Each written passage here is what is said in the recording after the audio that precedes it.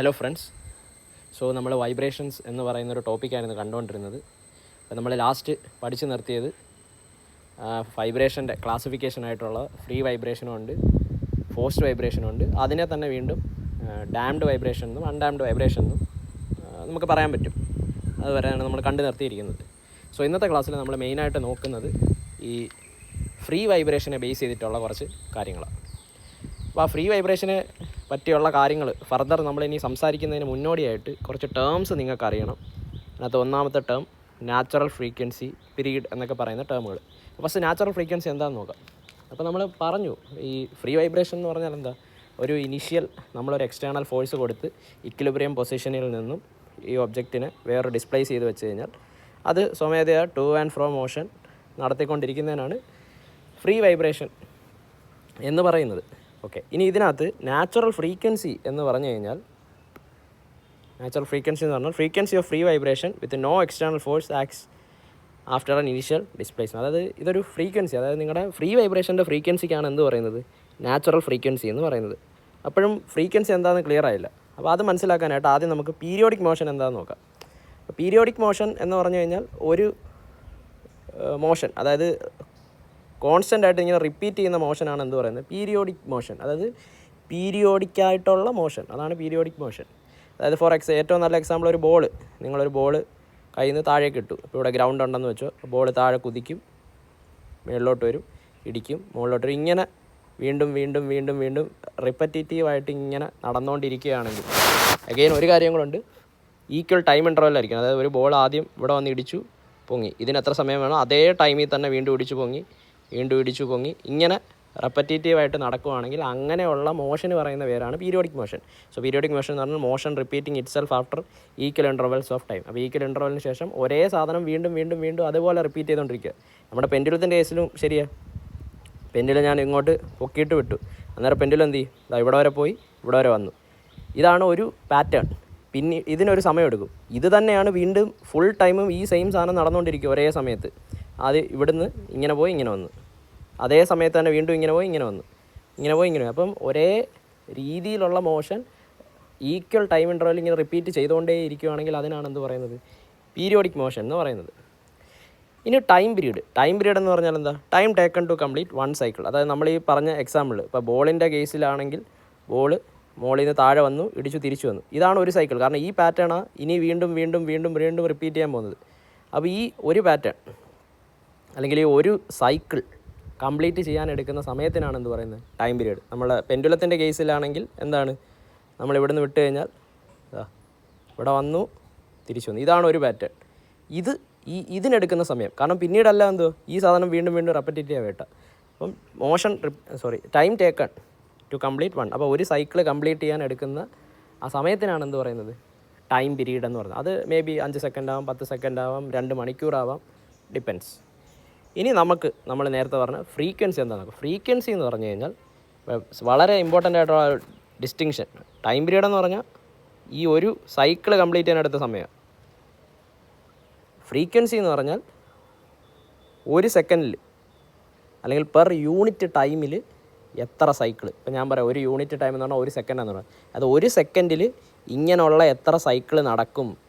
അപ്പോൾ അതൊരു ഒരു യൂണിറ്റ് ക്വാണ്ടിറ്റി ആയിട്ട് മാറ്റി, അതിനാണ് എന്ത് പറയുന്നത്, ഫ്രീക്വൻസി. അപ്പോൾ ടൈം പീരീഡ് എന്ന് പറഞ്ഞാൽ ഒരു സൈക്കിൾ നടക്കാൻ എടുക്കുന്ന സമയം. ഫ്രീക്വൻസി എന്ന് പറഞ്ഞാൽ യൂണിറ്റ് ടൈമിൽ എത്ര സൈക്കിൾസ് നടക്കും. അപ്പോൾ number of cycles per unit time, അതിനാണ് എന്ത് പറയുന്നത്, frequency. Number of cycles per unit time. അതിൻ്റെ യൂണിറ്റ് ഇമ്പോർട്ടൻ്റ് ആണ്, ഹെർട്സ് അല്ലെങ്കിൽ സൈക്കിൾസ് പെർ സെക്കൻഡ് എന്നൊക്കെ പറയാം. ഹെർട്സ് യൂണിറ്റ് ഒന്ന് ഓർത്തിട്ട് നമ്മൾ ചെറുതിലേ പഠിച്ചിട്ടുള്ളത്, അതാണ് ഫ്രീക്വൻസി. ഇനി വേറൊരു ടേം ഉണ്ട്, ആംഗുലാർ ഫ്രീക്വൻസി. അപ്പം ഫ്രീക്വൻസി എന്ന് പറഞ്ഞാൽ ബേസിക്കലി ഒരു സെക്കൻഡിൽ അല്ലെങ്കിൽ ഒരു യൂണിറ്റ് ടൈമിൽ എത്ര സൈക്കിൾ നടക്കുന്നു എന്ന്. ആംഗുലാർ ഫ്രീക്വൻസി എന്ന് പറഞ്ഞാൽ ഇത് ആംഗുലാർ രീതിയിൽ, അതായത് ആംഗിൾ വൈസ് നിങ്ങൾ നോക്കുകയാണെങ്കിൽ, അപ്പോൾ ഇങ്ങനെ ഒരു സാധനം കറങ്ങുവാണെങ്കിൽ ഒരു സെക്കൻഡിൽ എത്ര ആംഗിൾ കവർ ചെയ്തു, അടുത്ത സെക്കൻഡ് എത്ര ആംഗിൾ കവർ ചെയ്തു, ഒരു സെക്കൻഡ് കൊണ്ട് എത്ര ആംഗിൾ കവർ ചെയ്യുന്നത് എന്നുള്ളതാണ് ആംഗുലാർ ഫ്രീക്വൻസി വരുന്നത്. അതിനകത്ത് ഒമേഗ കൊണ്ടാണ് ഡിഫൈൻ അതിനെ റേഡിയൻ പെർ സെക്കൻഡ്. സാധാ ഫ്രീക്വൻസി എന്ന് പറയുമ്പം സൈക്കിൾസ് പെർ സെക്കൻഡ് ആണെങ്കിൽ, ആംഗുലാർ ഫ്രീക്വൻസി എന്ന് പറയുമ്പം റേഡിയൻ പെർ സെക്കൻഡ്. അതും ഓർത്തിരിക്കണം. നിങ്ങളെപ്പോഴും നിങ്ങളുടെ മനസ്സിൽ വേണ്ട കാര്യം ഈ ഒരു ഇക്വേഷനാണ്.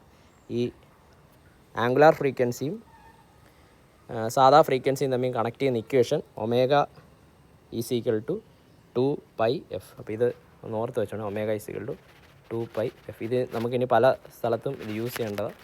ഒമേഗ എന്ന് പറഞ്ഞാൽ ആംഗുലാർ ഫ്രീക്വൻസി, എന്ന് പറഞ്ഞാൽ 2πf. എഫ് എന്ന് പറയുന്നതാണ് സാധാ ഫ്രീക്വൻസി. ഓക്കെ, ഇത് അങ്ങോട്ടും ഇങ്ങോട്ടൊക്കെ നിങ്ങൾക്ക് കൺവേർട്ട് ചെയ്യേണ്ടതായിട്ട് വരും. ഓക്കെ, ഇനി ആംപ്ലിറ്റ്യൂഡ് എന്ന് പറഞ്ഞാൽ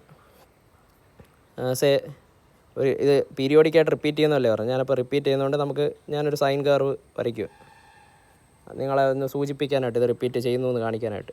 അപ്പോൾ ഇതിനകത്ത് ആംപ്ലിറ്റ്യൂഡ് എന്ന് പറഞ്ഞാൽ ഇതിനകത്ത് മാക്സിമം ഡിസ്പ്ലേസ്മെൻറ്റ് സംഭവിച്ചല്ലോ. ആ മാക്സിമം ഡിസ്പ്ലേസ്മെൻറ്റ് സംഭവിച്ചതാ ഈ സെൻട്രൽ പോയിൻറ്റിൽ നിന്ന്. ഇതാണ് മാക്സിമം ഡിസ്പ്ലേസ്മെൻറ്റ്.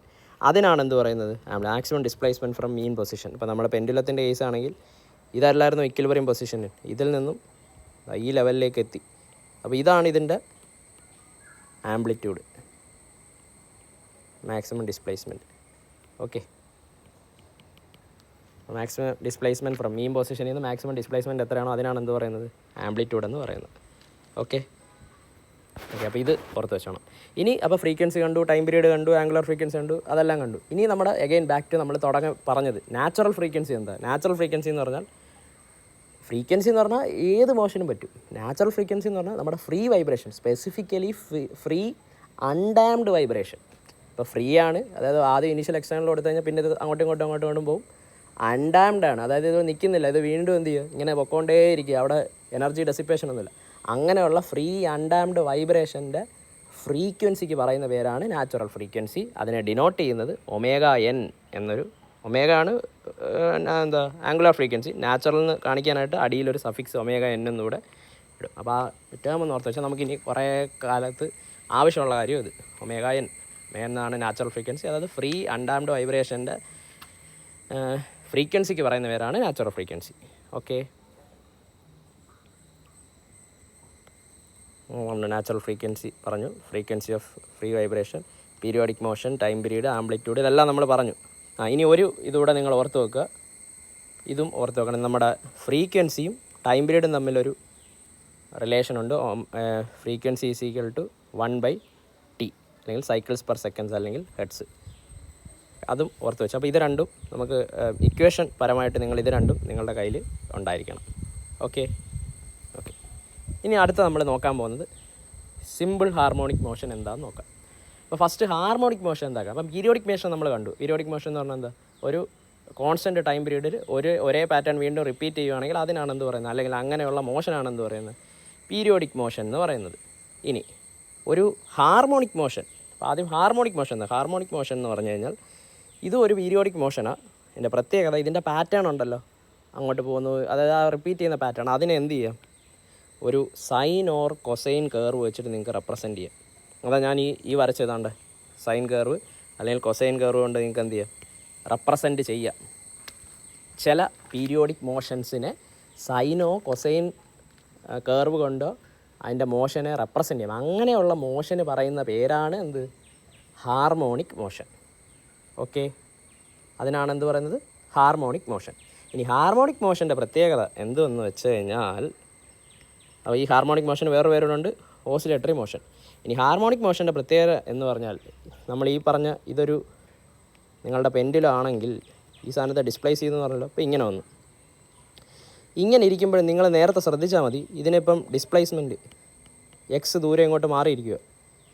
ഈ സാധനം നിങ്ങൾ കൈ വിട്ട് കഴിയുമ്പോൾ എന്ത് പറ്റും, ഇതിന് താഴോട്ട് വരും. അതായത് താഴോട്ട് കൊണ്ടുവരുന്നു എന്ന് പറഞ്ഞാൽ ഒരു റീസ്റ്റോറിങ് ഫോഴ്സ് ഉണ്ട്, അതായത് ആരോ ഇതിനെ തിരിച്ച് വലിച്ച് താഴോട്ട് കൊണ്ടുവരിക.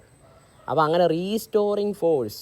അപ്പം ഇത് ഹാർമോണിക് മോഷൻ്റെ ജനറൽ കേസാണ്. അപ്പോൾ ഹാർമോണിക് മോഷൻ്റെ ഒരു കാര്യം, ഹാർമോണിക് മോഷനെ എന്ത് ചെയ്യാം, നിങ്ങൾക്ക് ഒരു സൈൻ ഓർ കൊസൈൻ കർവ് കൊണ്ടോ റെപ്രസെൻറ്റ് ചെയ്യാൻ പറ്റുന്ന പീരിയോഡിക് മോഷനെ എന്ത് വിളിക്കാം, ഹാർമോണിക് മോഷൻ. ഇനി ഹാർമോണിക് മോഷൻ്റെ സ്പെഷ്യാലിറ്റി എന്തെന്ന് വെച്ചാൽ, ഇതിൻ്റെ ഇക്വിലിബ്രിയം പൊസിഷനിൽ നിന്ന് ഡിസ്പ്ലേസ് ചെയ്ത് വേറൊരു സ്ഥലത്ത് കൊണ്ടുപോയാൽ, അതായത് എക്സ് ഡിസ്പ്ലേസ്മെൻറ്റ് നടന്നു, ഇങ്ങനെ നടന്നിട്ടുണ്ടെങ്കിൽ ഉറപ്പായിട്ടും ഇത് തിരിച്ചു വരുന്നുണ്ടല്ലോ. തിരിച്ചു വരുന്നു മീൻസ് അവിടെ ഒരു റീസ്റ്റോറിങ് ഫോഴ്സ്, ഇതിൻ്റെ ഇനിഷ്യൽ ഇക്വിലിബ്രിയം പൊസിഷനിലേക്ക് കൊണ്ടുവരാൻ ആരോ ഒരാൾ വലിക്കുന്നുണ്ട്. ആ ഫോഴ്സ്, ആ റീസ്റ്റോറിങ് ഫോഴ്സ് ഹാർമോണിക് മോഷൻ ആണെങ്കിൽ ആ restoring force is proportional to ആ ഡിസ്പ്ലേസ്മെൻ്റ് ആണ്. മാത്രമല്ല ഈ റീസ്റ്റോറിങ് ഫോഴ്സ് ആക്ട് ചെയ്യുന്ന എങ്ങോട്ടാണ്, അതിൻ്റെ ഇക്വിലിബ്രിയം അല്ലെങ്കിൽ മീൻ പൊസിഷനിലേക്കായിരിക്കും ആക്ട് ചെയ്യുന്നത്. അപ്പോൾ അത് വളരെ ഇമ്പോർട്ടൻ്റ് ആയിട്ടുള്ളൊരു പോയിൻ്റാണ്. Always acts towards mean position. അതാണ് പറഞ്ഞത്. നമ്മൾ ഏറ്റവും നല്ല എക്സാമ്പിൾ നമ്മുടെ പെൻഡുലം തന്നെയാണ്. അപ്പോൾ ഇങ്ങനെ ഇരുന്ന സാധനം ഞാനിതിനെ ഡിസ്പ്ലേസ് ചെയ്ത് ഇങ്ങനെ ആക്കി ഈ ഒരു പോയിന്റിലേക്ക് കൊണ്ടുവച്ചു. അപ്പോൾ ഇത് ഡിസ്പ്ലേസ് ചെയ്താൽ എക്സ് ദൂരം. അപ്പോൾ ഇവിടെ സംഭവിക്കുന്നത് എന്താ, ഇതിനെ തിരിച്ച്, നിങ്ങൾക്കറിയാം ഇതിനെ സംഭവിക്കുന്നത് എന്താ, ഇതിനെ തിരിച്ച് ഇങ്ങോട്ട് വരാൻ അല്ലെങ്കിൽ ഒരു വലിവ് വരും, അല്ലെങ്കിൽ റീസ്റ്റോർ ചെയ്യും. അതുകൊണ്ടാണല്ലോ തിരിച്ച് താഴോട്ട് വരുന്നത് നമ്മൾ കൈ വിടുമ്പോൾ. അപ്പോൾ താഴോട്ട് വരുന്നതെന്ന് പറഞ്ഞാൽ ഇത് ഏത് പൊസിഷനിലോട്ടാണ് വരുന്നത്, ഇവിടെ എന്താ ഇക്വിലിബ്രിയം പൊസിഷനിൽ. ഇത് ഇക്വിലിബ്രിയം പൊസിഷനിലോട്ടാണ് ആക്ട് ചെയ്യുന്നത്, അല്ലെങ്കിൽ മീൻ പൊസിഷനിലോട്ട് എത്തിക്കത്തക്ക രീതിയിലാണ് ആക്ട് ചെയ്യുന്നത്.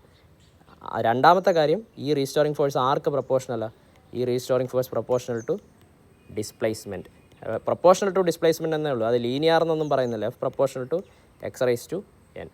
അപ്പോൾ അതും അറിയണം. ഇത് ആരുടെ പ്രോപ്പർട്ടിയാണ്, ഒരു ഹാർമോണിക് മോഷൻ്റെ പോർഷൻ. അപ്പോൾ ഹാർമോണിക് മോഷൻ എന്ന് പറഞ്ഞാൽ മനസ്സിൽ വരുമ്പോൾ പറഞ്ഞാൽ ഇതൊരു പീരിയോഡിക് മോഷനാണ്, അതായത് ടു ആൻഡ് ഫ്രോ ആണ്.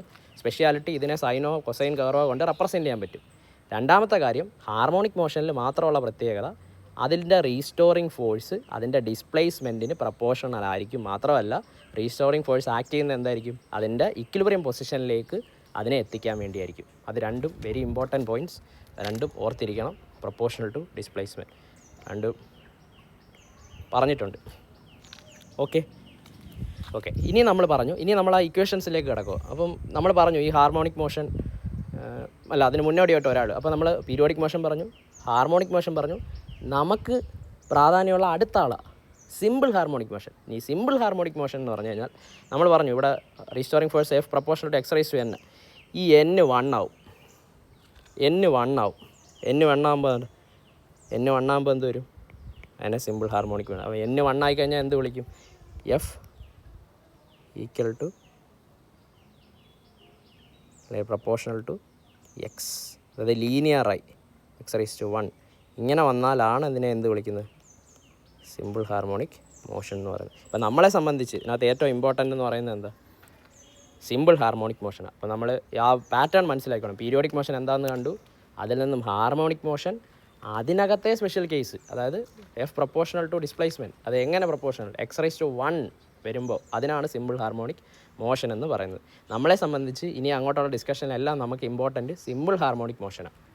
കാരണം സിമ്പിൾ ഹാർമോണിക് മോഷനാണ്. കാരണം വൈബ്രേഷൻ എന്ന് പറഞ്ഞ കാര്യമല്ലേ നമ്മൾ പഠിക്കുന്നത്. അപ്പോൾ വൈബ്രേഷൻ ഒരു ഗവേണിങ് ഇക്വേഷൻ ഉണ്ട്, ഏത് പാറ്റേണിലാണ് ഇത് നടക്കുന്നതെന്ന്. ആ governing equation actually simple harmonic മോഷനിൽ നിന്നാണ് കിട്ടുന്നത്. അതുകൊണ്ടാണ് നമ്മൾ എന്ത് പറയുന്നത്, നമ്മൾ സിമ്പിൾ ഹാർമോണിക് മോഷൻ എന്താണ് എന്ന് മനസ്സിലാക്കിയത്.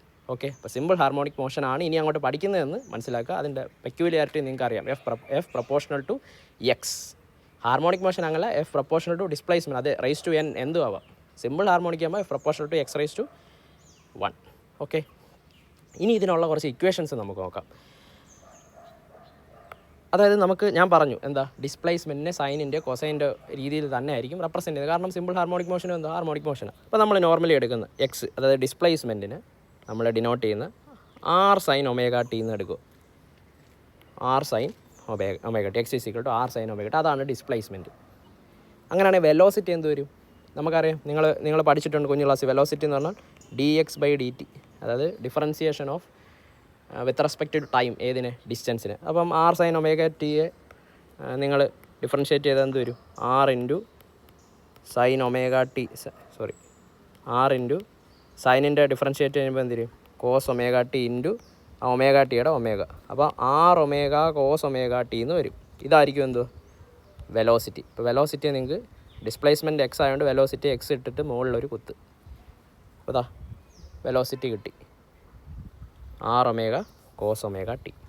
ഇനി ആക്സലറേഷൻ എന്ന് പറഞ്ഞാൽ എന്ത്, ഒന്നുകൂടെ ഡിഫറൻഷ്യേറ്റ് ചെയ്യണം. ഡിസ്പ്ലേസ്മെൻറ്റിനെ 2 വട്ടം ഡിഫറൻഷ്യേറ്റ് ചെയ്യണം, അല്ലെങ്കിൽ വെലോസിറ്റി എന്ത് ചെയ്യണം, 1 വട്ടം കൂടെ ഡിഫറൻഷ്യേറ്റ് ചെയ്യണം. അപ്പോൾ നമുക്ക് വെലോസിറ്റി എന്താ, R omega cos omega T ആണ്. ഇതിനെ ഡിഫറൻഷ്യേറ്റ് ചെയ്യണം, എന്ത് വരും, ആർ ഒമേഗ കോസ് ഒമേഗ ടിയുടെ differentiation minus sine omega T into omega ടിയുടെ ഒമേഗ. അപ്പോൾ എന്ത് വരും, R omega square minus R omega square sine omega T.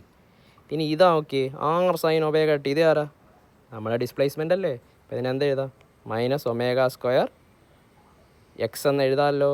ഇതാരായിരുന്നു, acceleration. ആക്സലറേഷന് വെലോസിറ്റിക്ക് 1 കുത്താണെങ്കിൽ ആക്സലറേഷന് X 2 കുത്ത്.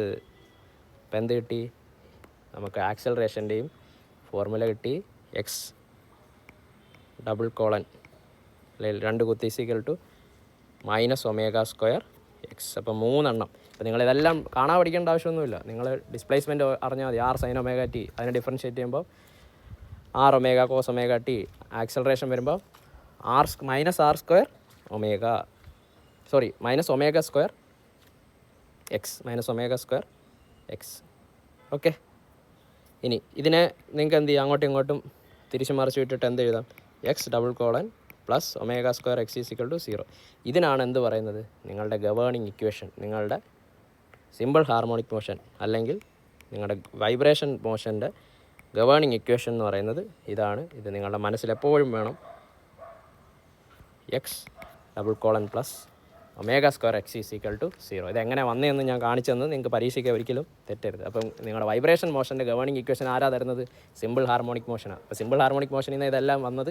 സോ നിങ്ങൾ ഓർത്തിരിക്കുക, X double colon plus omega square X is equal to 0. അതാണ്. അപ്പോൾ അത് നിങ്ങൾ ഓർത്തിരിക്കണം. നമുക്ക് എവിടെയെങ്കിലും എഴുതി വെക്കാം ജസ്റ്റ് ഒന്ന്. Governing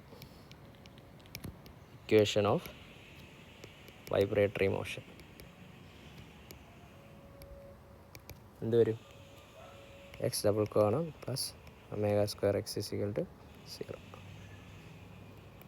okay. അങ്ങനെയാണെങ്കിൽ നമ്മളിപ്പോൾ കണ്ട ഡിസ്പ്ലേസ്മെൻറ്റ് ഇക്വേഷൻ ഒന്ന് ഓർത്തെടുത്തേ. ഗവേണിംഗ് ഇക്വേഷൻ ഡിസ്പ്ലേസ്മെൻറ്റ് എന്തായിരുന്നു, R sine omega T. Velocity R omega square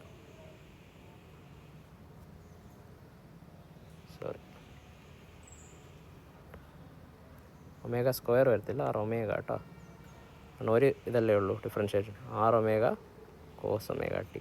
ഇതെന്ത് വരും, ആർ ഒരുമിച്ച് അങ്ങ് എഴുതിയാൽ മതി, minus omega square X. Okay. ഇതെല്ലാം നമ്മൾ നേരത്തെ പറഞ്ഞ കാര്യം ഞാൻ ഒന്നുകൂടെ എടുത്ത് എഴുതിയെന്നേ ഉള്ളൂ. ഓക്കെ, അത് മനസ്സിൽ വേണം. അപ്പോൾ അതും കഴിഞ്ഞു. നിങ്ങൾ ഗവേണിംഗ് ഇക്വേഷൻ പഠിച്ചു. X double colon plus omega square X is equal to 0. അപ്പോൾ അത് മനസ്സിലുണ്ടേ. ഓക്കെ. ഇത് ഏത് വൈബ്രേഷനിലായാലും ഇത് തന്നെ, അത് ഫ്രീ ആയാലും ഡാംഡ് ആയാലും എല്ലാം ഇത് ചെറിയ ചെറിയ വ്യത്യാസം വരുമെന്നേ ഉള്ളൂ. ഓക്കെ. ഇനി അടുത്ത നമുക്ക് ജസ്റ്റ് ഒന്ന് നോക്കേണ്ട ഡിഗ്രി ഓഫ് ഫ്രീഡം എന്താ. ഡിഗ്രി ഓഫ് ഫ്രീഡം നിങ്ങൾക്ക് ഓൾറെഡി അറിയാം, നമ്മൾ സ്ട്രക്ചറിലെല്ലാം പഠിക്കുന്നതാണ്. ഡിഗ്രി ഓഫ് ഫ്രീഡം എന്താ, എത്രമാത്രം ഫ്രീഡം ഉണ്ട്, അല്ലെങ്കിൽ ഒരു ബോഡിയെ റെപ്രസെൻറ്റ് ചെയ്യാൻ എത്രമാത്രം പാരാമീറ്റർ വേണം. Parameters necessary to completely define position and orientation in space. അപ്പോൾ 2 പ്രശ്നങ്ങളാണ് വരാൻ പോകുന്നത്. നിങ്ങളൊരു സാധനം, ഒരു ബോഡി ഉണ്ട്, അപ്പോൾ അതിൻ്റെ പൊസിഷൻ ഡിഫൈൻ ചെയ്യുകയാണെങ്കിൽ ഒന്ന് പൊസിഷൻ വേണം. ഇതെവിടെ, എക്സ് കോർഡിനേറ്റിൽ എവിടെ, വൈ കോർഡിനേറ്റിൽ എവിടെ, ഇസഡ് കോർഡിനേറ്റ്, അത് സ്പേസ് കോർഡിനേറ്റ് വേണം. അതെവിടെ നിൽക്കുന്ന സ്ഥലം കിട്ടി. 2, ഇതെങ്ങനെ ചരിഞ്ഞിരിക്കുന്നു, നേരെ നിൽക്കുന്നോ, 90 ഡിഗ്രി ആണോ, 120 ഡിഗ്രി ആണോ, 250 ഡിഗ്രി ആണോ, ആ ചരിവും അതിൻ്റെ പൊസിഷനൂടെ കിട്ടിയാൽ ആ ബോഡിയെ നിങ്ങൾക്ക് എന്ത് ചെയ്യാം, റെപ്രസെൻറ്റ് ചെയ്യാം.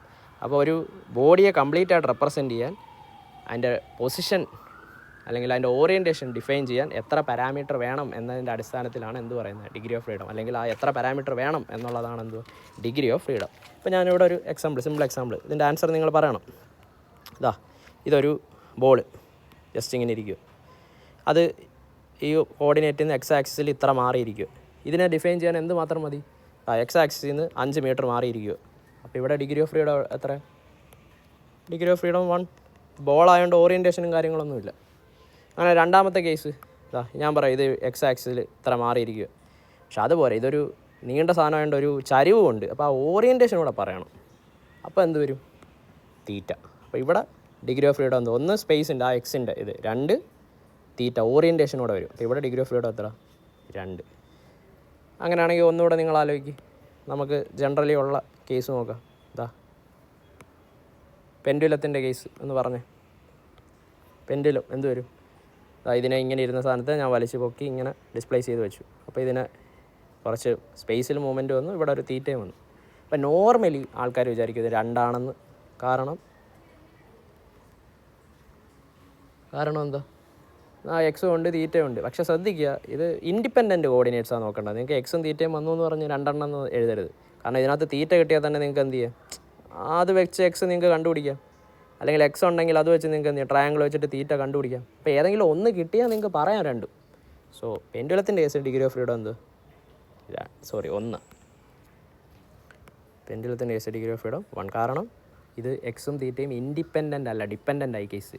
അപ്പോൾ ഇൻഡിപെൻഡൻ്റ് ആയിട്ട് എത്ര പാരാമീറ്റർ വേണം ഒരു സാധനത്തിൻ്റെ പൊസിഷനും ഓറിയൻറ്റേഷനും ഡിഫൈൻ ചെയ്യാൻ എന്നുള്ളതാണെന്ത് ഡിഗ്രി ഓഫ് ഫ്രീഡം കൊണ്ട് ഉദ്ദേശിക്കുന്നത്. ഓക്കെ, അപ്പോൾ അതും കഴിഞ്ഞു. ഡിഗ്രി ഓഫ് ഫ്രീഡം എന്ന് പറഞ്ഞാൽ വളരെ ചെറിയൊരു ടോപ്പിക്ക് കണ്ടു. ഇനി അടുത്ത നമ്മുടെ ലക്ഷ്യം, നമ്മൾ പറഞ്ഞു നമ്മൾ നാച്ചുറൽ ഫ്രീക്വൻസി എന്താണെന്ന് പറഞ്ഞു. നാച്ചുറൽ ഫ്രീക്വൻസി കണ്ടുപിടിക്കലാണ് ഇനി മെയിൻ ജോലി. പരീക്ഷയ്ക്ക് വരുന്നതും നിങ്ങൾക്ക് അതായിരിക്കും. നാച്ചുറൽ ഫ്രീക്വൻസി എങ്ങനെ കണ്ടുപിടിക്കൂ എന്നൊക്കെ പറഞ്ഞാൽ ചോദ്യങ്ങൾ വരുന്നത്. അപ്പോൾ നാച്ചുറൽ ഫ്രീക്വൻസി കണ്ടുപിടിക്കാൻ ആക്ച്വലി ഇതാണ് നമ്മളിപ്പോൾ പഠിക്കുന്നത്. ആദ്യം ഏറ്റവും ഈസി ആയിട്ടുള്ള ഫ്രീ ആണ്, അൺഡാംഡ് ആണ്. പിന്നെ നമുക്ക് ഡാമ്പിങ്ങും കാര്യങ്ങളൊക്കെ കൊണ്ടുവരാം. ഏറ്റവും ഈസി ആയിട്ടുള്ള ആദ്യം പഠിക്കുന്നത്. ഇത് നമുക്ക് കണ്ടുപിടിക്കാൻ ആക്ച്വലി 2 രീതിയിൽ കണ്ടുപിടിക്കാം. ഒന്ന് ന്യൂട്ടൺസ് മെത്തേഡും ഉണ്ട്, എനർജി മെത്തേഡും. അപ്പോൾ അത് വേണമെങ്കിൽ ചോദിക്കാം, ഏതൊക്കെ രീതികളിൽ നിങ്ങൾക്ക് നാച്ചുറൽ ഫ്രീക്വൻസി കണ്ടുപിടിക്കാം. ഒന്ന് ന്യൂട്ടൺസ് മെത്തേഡ് വെച്ചും കണ്ടുപിടിക്കാം, 2 എനർജി മെത്തേഡ് വെച്ചും കണ്ടുപിടിക്കാം. അപ്പോൾ നമുക്ക് 2 രീതിയിലുള്ളതും ഒന്ന് നോക്കണം.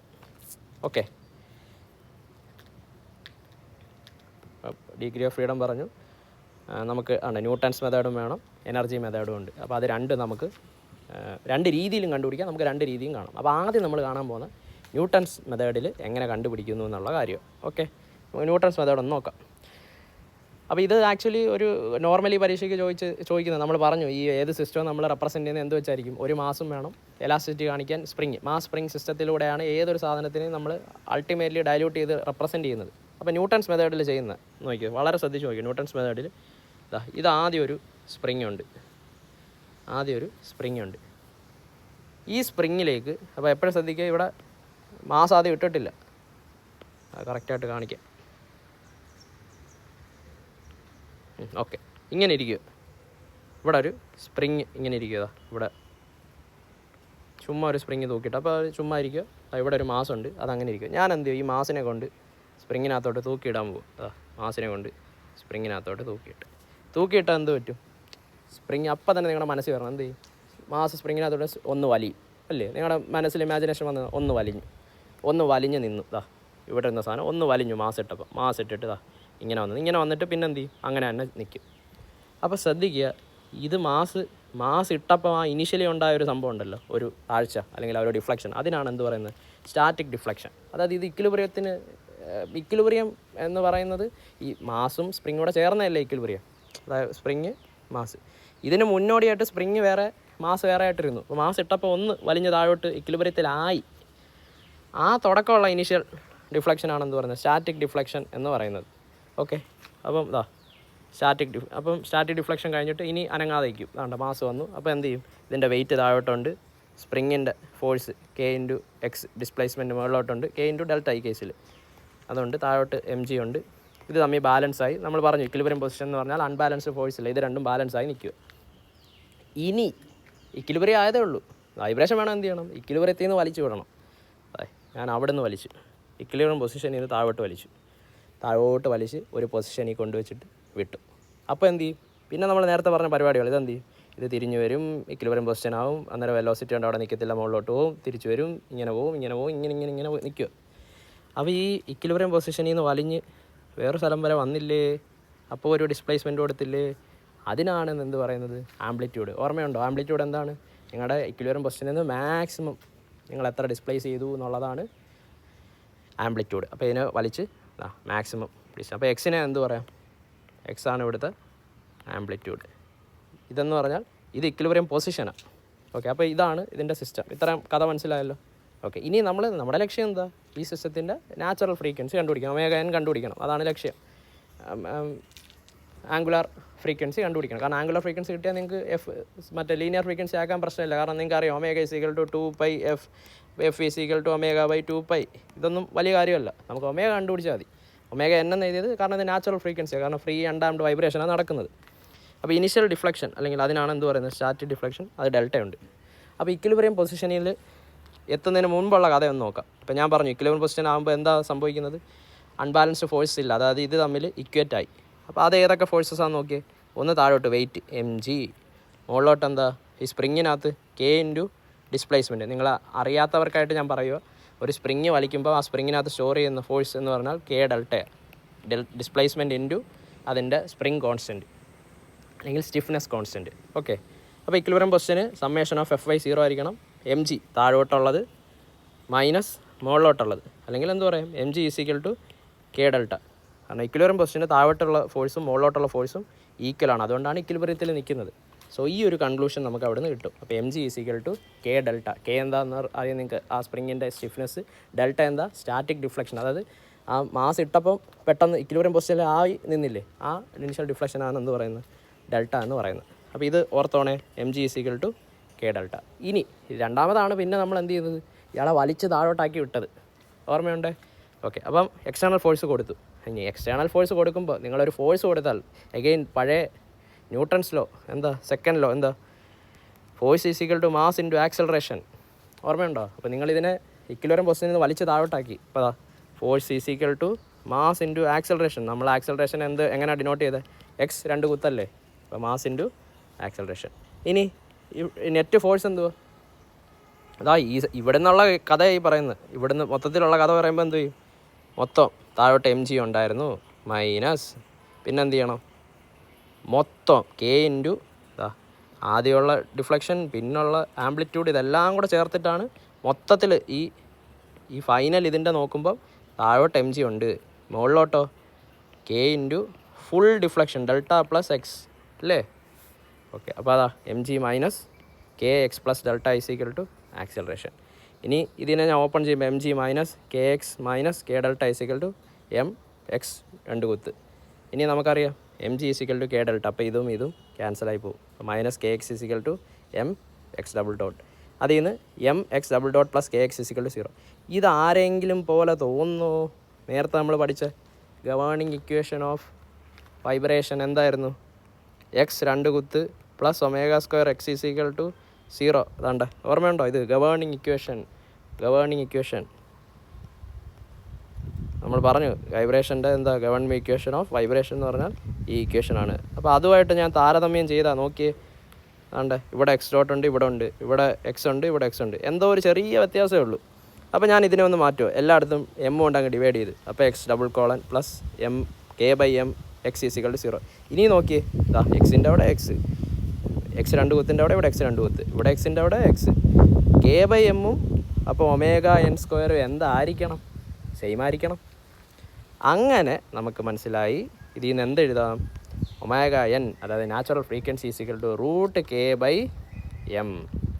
അപ്പോൾ ശ്രദ്ധിക്കുക, എം എന്താ, മാസാണ്, കെ എന്താ, ഇത് കെ എന്ന് ഞാൻ ചുമ്മാ എഴുതിയുള്ളൂ. ശ്രദ്ധിക്കുക, എഫക്റ്റീവ് സ്റ്റിഫ്നെസ് ആണ്. കാരണം ഒരു സ്പ്രിങ് വരണമെന്ന് യാതൊരു നിർബന്ധമില്ല, ഒന്നിലധികം സ്പ്രിങ് ഉണ്ടെങ്കിൽ അതെല്ലാം കൂടെ ചേർന്ന് കോമ്പിനേഷനിൽ എന്താണോ സ്റ്റിഫ്നെസ് വരുന്നത് ആ സാധനം ഇവിടെ ഇട്ട് കൊടുത്താൽ മതി. മാസ് പക്ഷേ അങ്ങനല്ല, ഒറ്റ മാസേ പാടുള്ളൂ. ഈ പരിപാടി ഈ നാച്ചുറൽ ഫ്രീക്വൻസിയുടെ omega N is equal to root K by M ഉപയോഗിക്കണമെങ്കിൽ വെരി കെയർഫുൾ, മാസ് 1 അല്ലെങ്കിൽ സിംഗിൾ മാസ് മാത്രമേ പറ്റൂ ഇവിടെ. അതായത് ഇതിൻ്റെ കൂടെ ഞാൻ ഒരു മാസം കൂടെ ഇട്ട് കളയാം, അത് പറ്റത്തില്ല. പക്ഷേ സ്പ്രിങ്ങോ, 2 സ്പ്രിങ് വരാം, അത് നിങ്ങൾ എഫക്റ്റീവ് സ്റ്റിഫ്നെസ് അങ്ങ് എടുത്താൽ മതി. ഓക്കെ, അപ്പോൾ അത് ഇമ്പോർട്ടൻ്റ്. ഇത് എവിടെ ആപ്ലിക്കബിൾ ആണ് അല്ലെങ്കിൽ എവിടെ പറ്റും എന്നുള്ളത് important. Applicable when restoring force due to stiffness of spring. അതായത് ഈ കഥ നമ്മളെല്ലാം പറഞ്ഞത് എന്താ, സ്റ്റിഫ്നെസ് വെച്ചിട്ടല്ലേ, സ്പ്രിങ് അനാലോജി വെച്ചിട്ടാണ് പറയുന്നത്. അപ്പോൾ സ്പ്രിങ് റീസ്റ്റോറിങ് ഫോഴ്സ് എങ്ങനെ തരുമോ, അല്ലെങ്കിൽ സ്പ്രിങ്ങിൻ്റെ സ്റ്റിഫ്നെസ് റീസ്റ്റോറിങ് ഫോഴ്സ് തരുന്ന പോലെയുള്ള സംഭവം എവിടെയൊക്കെ നടക്കുന്നോ അവിടെ എല്ലാം ഇത് ഉപയോഗിക്കാം. Okay, 2 very important single mass system.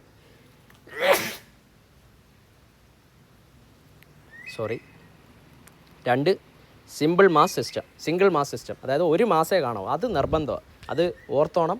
Mass ഒന്നേ കാണാവൂ, സ്പ്രിങ് കുഴപ്പമില്ല, നിങ്ങൾക്ക് ഒരു സ്പ്രിങ്ങോ 2 സ്പ്രിങ്ങോ ഡസൻ മാറ്റർ, മാസ് സിംഗിളായിരിക്കണം.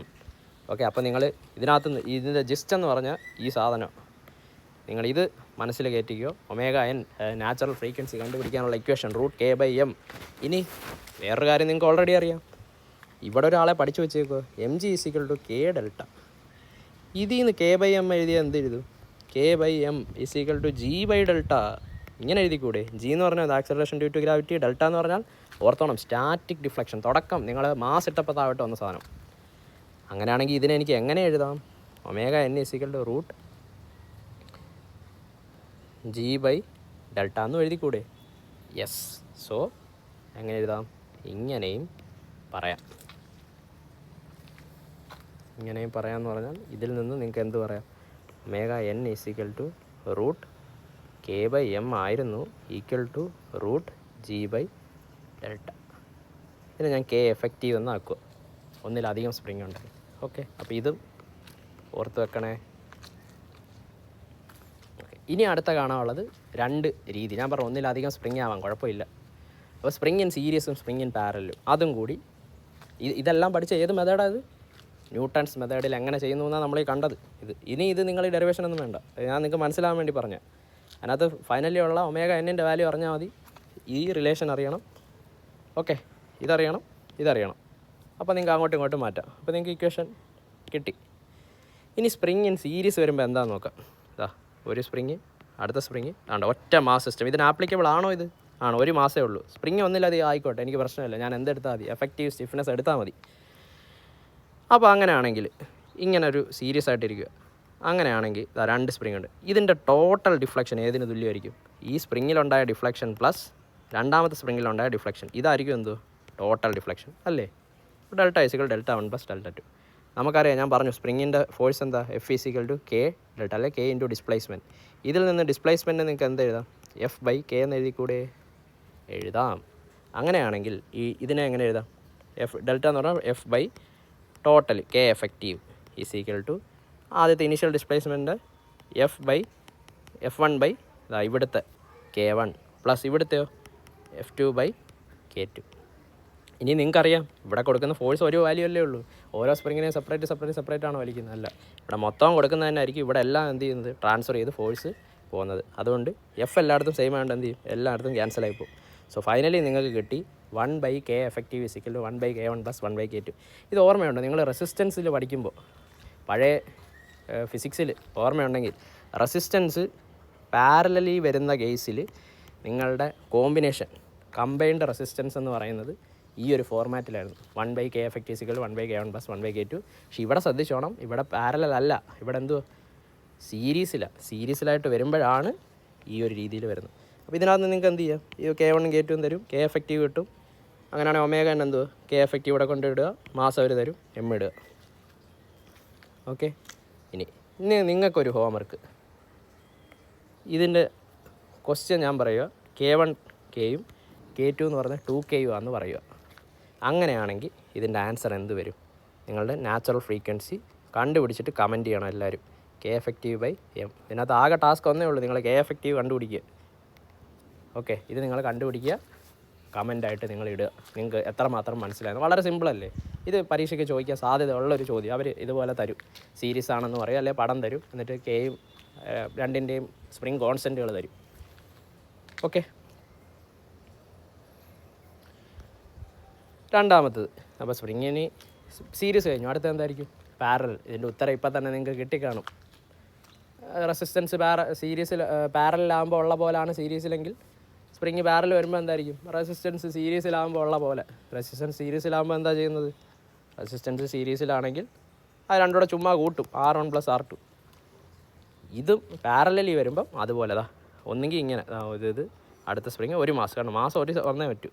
രണ്ടാമത്തേൽ മാസം ഒന്ന് ഇങ്ങനെ. ഇത് രണ്ടും ഇങ്ങനെ 2 വരച്ചാലും എന്താ? അതൊരു പാരലൽ സീരീസ്. പാരലൽ വരുന്ന സമയത്ത് ഫോഴ്സ് സെപ്പറേറ്റ് ആയിരിക്കും. അതായത് ഇവിടെ കൊടുക്കുന്ന ഫോഴ്സ് ഇതിലും കൂടെ സ്പ്ലിറ്റപ്പ് ആയിട്ടാണ് പോകുന്നത്. അതുകൊണ്ട് എന്ത് ചെയ്താൽ K effective into delta is equal to K1 plus delta 1 plus K2 plus delta 2. ഇനി ഇതിനെ താഴോട്ട് വലിക്കുമ്പോൾ ഇവിടെ എന്ത് ഡിഫ്ലക്ഷൻ ഉണ്ടാവും? അത് തന്നെ ഇവിടെ വരണം, കാരണം അല്ലെങ്കിൽ ഇത് ചരിയത്തില്ലേ? ഇവിടെ എങ്ങനെ? ഇതിങ്ങോട്ട് വലിക്കുമ്പോൾ ഇവിടെ അത്ര ഇങ്ങോട്ട് വലിക്കുന്നു, ഇവിടെ അത്ര ആയിരിക്കും അകത്തോട്ട് പോകുന്നത്. സോ ഡിഫ്ലക്ഷൻ ബേസിക്കലി രണ്ടിടത്തും എന്താ? സെയിം.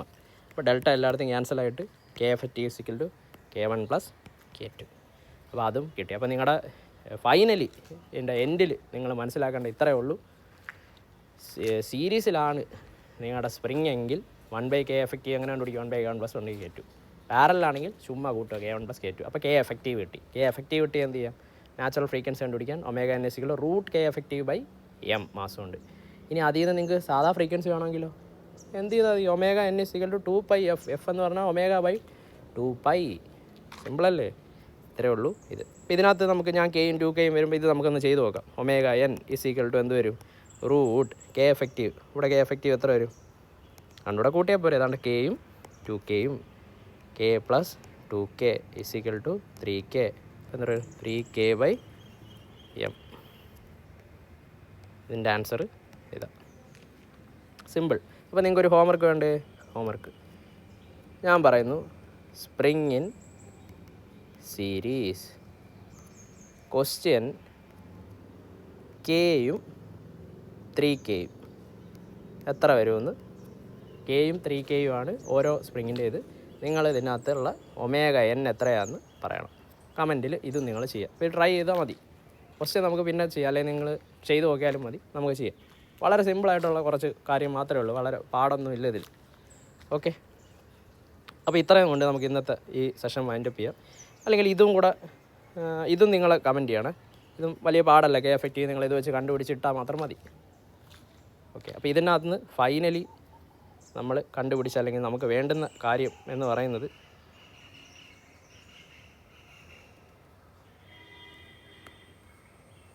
നമുക്ക് ഫൈനലി ഇതിനകത്ത് നിന്ന് വേണ്ടുന്ന കാര്യം എന്ന് പറഞ്ഞാൽ ഇത്രയേ ഉള്ളൂ. ωn എന്താണെന്ന് അറിയണം. ωn എന്തായിരുന്നു? 2πf ആണ്. അത് നിങ്ങൾക്ക് ഓൾറെഡി അറിയാം.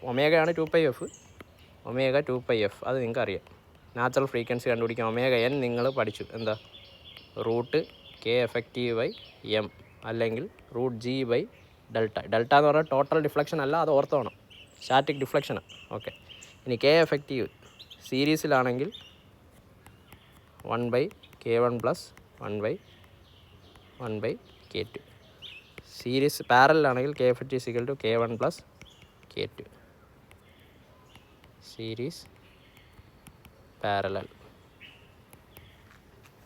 ഓക്കെ, ഇത്രയും നിങ്ങൾക്ക് അറിയണം. ഇനി ഒരു കാര്യം കൂടെ നിങ്ങൾക്ക് അറിയാം. നമ്മൾ പറഞ്ഞു എന്തിനാണ് നമ്മൾ ഈ നാച്ചുറൽ ഫ്രീക്വൻസിയൊക്കെ കണ്ടുപിടിക്കുന്നത്. ഫസ്റ്റ് ഓഫ് ഓൾ ഇത്രയും മെനക്കെട്ട് ഇത്രയും കഷ്ടപ്പെട്ട് ഇത് കണ്ടുപിടിക്കുന്നത് എന്തിനാണ്? നാച്ചുറൽ ഫ്രീക്വൻസി കണ്ടുപിടിക്കുക. നമ്മൾ പറഞ്ഞു ωn ഇത് നാച്ചുറൽ ഫ്രീക്വൻസി. അത് ബോഡി സ്വന്തമായിട്ട് വൈബ്രേഷൻ ചെയ്യുവാണെങ്കിൽ അതിൽ വരുന്ന ഫ്രീക്വൻസി. ചിലപ്പോൾ നമ്മൾ എന്തെങ്കിലുമൊക്കെ ചെയ്ത് കഴിയുമ്പോഴത്തേക്ക് ഇതിനകത്ത് അല്ലാതൊരു വൈബ്രേഷൻ ചെയ്യും, അപ്ലൈഡ് ഫ്രീക്വൻസി വരും. നമ്മളിതിനെ ചലിപ്പിക്കാനും കാര്യങ്ങളൊക്കെ ചെയ്യുമ്പോൾ എന്ത് ചെയ്യും?